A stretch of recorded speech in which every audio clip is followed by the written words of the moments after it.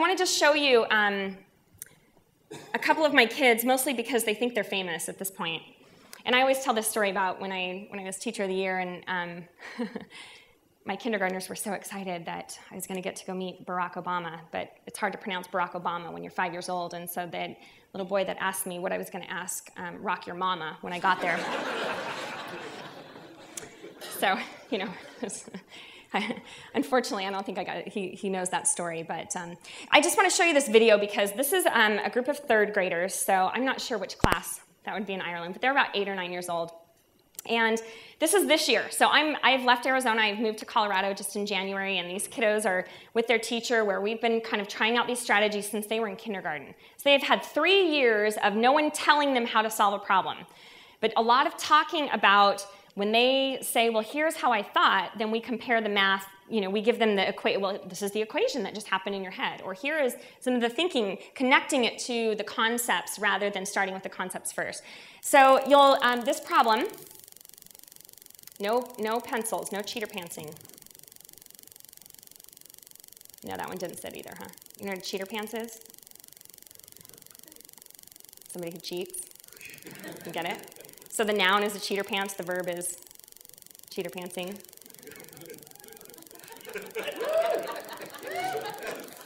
All right. Okay, so Samantha bought 2 cases of soda for $13.42 total. If she pays with a $50 bill, how much change will she receive? Okay, so, you know, I could subtract, right? I could add, I can solve it however I want. There isn't really one way to go about this problem. So here's how this group of kiddos did it. She's pretty quiet, she's pretty shy little one, but Samantha Soda bought 2 cases of soda for $13.42 total. If she paid with a $50 bill, how much change did she receive? So you can do that. So we can start with $50 minus $13.42 equals blank. And then $13.42 plus blank equals $50. And to do that, we did $13.42, and then we did 2 plus 8. We did 2 right here, and then we added 8. So then it could give us to the next 10. So then we got $13.50. So to get to the next dollar, we added 50 cents. Then we got to $14. So then we went. So then 4 always goes with 6 to go to the next number. So we got $6, and then we got to $20, and then we added $30. So then it could go to 50 cents because 20 plus 30, that's 50. And then what did you get for your final answer? So then for our final answer, we added all these up, and we got $36.58. So I share that video because these kiddos are struggling in math, and their scores would probably show that they're in what we call the novice range in math.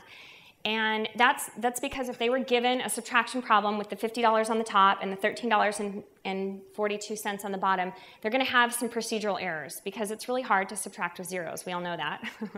Well, maybe not for you, but I'm going to speak for myself here. But they're doing algebra, and they don't even know they're doing algebra. So we're starting to let them kind of comprehend what they're doing. And then now when I connect the concept to it and I let them know it's algebra and we start to put an x in that equation, it all of a sudden makes more sense to them on a level where they understand what it means to make a friendly number. They understand that everything's not a ones place the way that an algorithm makes it seem. So when they do get to the algorithm, there's some comprehension behind it. So it's fun to watch kids that are at a really low level solve something because they just kind of have the freedom and a big sheet of paper to figure it out. So these little girls are doing this problem where these little girls they're not struggling as much. They're starting to understand things. So they have a totally different story problem they're doing the same day. But I'm going to let you figure this one out first, okay? Paying attention? All right, we'll wake them up here. I think the tea and coffee should have come, throughout. Because apparently in Ireland, you drink tea and coffee all day. So if you stop drinking it, then we start to go to sleep. All right, so Jonathan, who's a juice maker, bought a bag of oranges for $2.34. Got it? Oh, the answer's up there. Look at that. I was going to make you solve it. Now you don't have to. And they bought a bag of lemons for $3.45 and paid with a $10 bill. So how much change is that? So you can obviously figure out how much the total cost was. So how much change is that?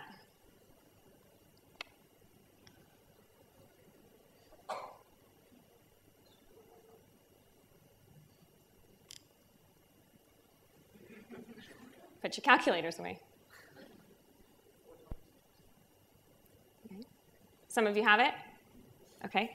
So you probably didn't put a 10 on the top and put the number underneath and start crossing numbers off in your head. Am I making a correct assumption? So that's one way you can go about it. It's not saying that I have anything against algorithms where we can have a family meal together and I won't argue with them. But I think that what they do for kids is they pull the thinking away from them because they're just trying to follow the steps. They're just trying to decide what to do. So these little girls have gone about it in a way that we actually tell kids is wrong. They've decided they want to start with the dollars in the front. Jonathan the juice maker bought a bag of oranges for $2.34 and a bag of lemons for $3.45. If she paid with a $10 bill, how much change did she receive? If you combine the lemons and the oranges together, you can get the right bill. So first, I added the dollars first, $2 and $3, and I got $5. And then we combined 30 cents plus 40 cents equals 70 cents. And then we added 4 cents plus 5 cents, and we got 9 cents. And so the answer was $5.79. So what we did down here is we made a number line, and then we made it so it was even, and then we got $5.80. What do you mean you made it so it was even? What did you Well, add? we had $5.79, and then we plus 1 cent, and it equals $5.80. Okay. And then we did plus 20 cents, which got us to $6.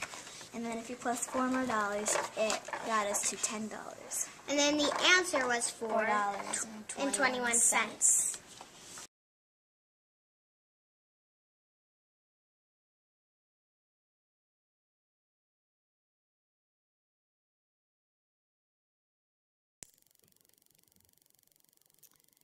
So it's kind of fun to watch 8- and 9-year-olds that are able to be flexible in their thinking. They're able to explain their thinking that's there. They're able to, in a group, talk without having the teacher question them through it.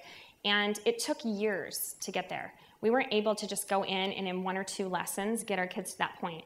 But by allowing them to be collaborative every day and asking them to talk more than we talk, by giving them problems and letting them just kind of figure it out whichever way works for them, and then getting together and having a little congress and deciding, looking at all the strategies and deciding which one works the best, has started to create kids that are challenging one another, which is what mathematicians do, right? Somebody develops a theorem or a proof, and then they look at it with other people, and then they decide, do they agree, do they disagree, and they argue kind of back and forth about it.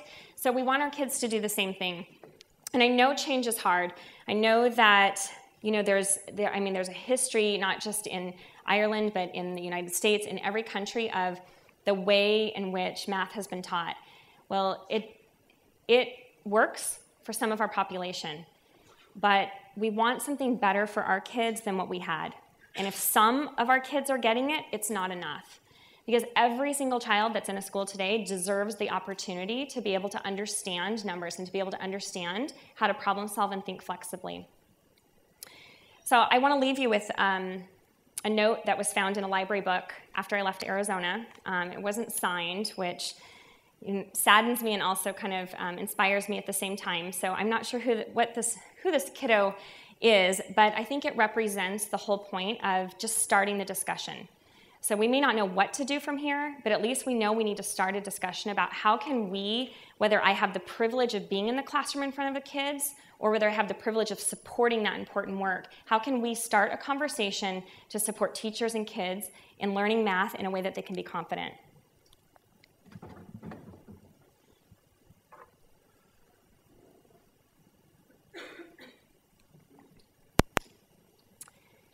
So I thank you for sitting for as long as you did just to listen for a few minutes to something that's happening that is hard work, that I know that many of you have probably felt the same way. And as you read that, think that, wow, that is a great thing. And at the same time, what a sad, sad letter to know that that is a feeling that's out there still for kids today, and it hasn't changed. So I applaud you for being willing to come and listen to the conversation, and what I applaud you for even more is the work you do when you step outside of this room to start supporting the growth of that conversation. Thank you very much.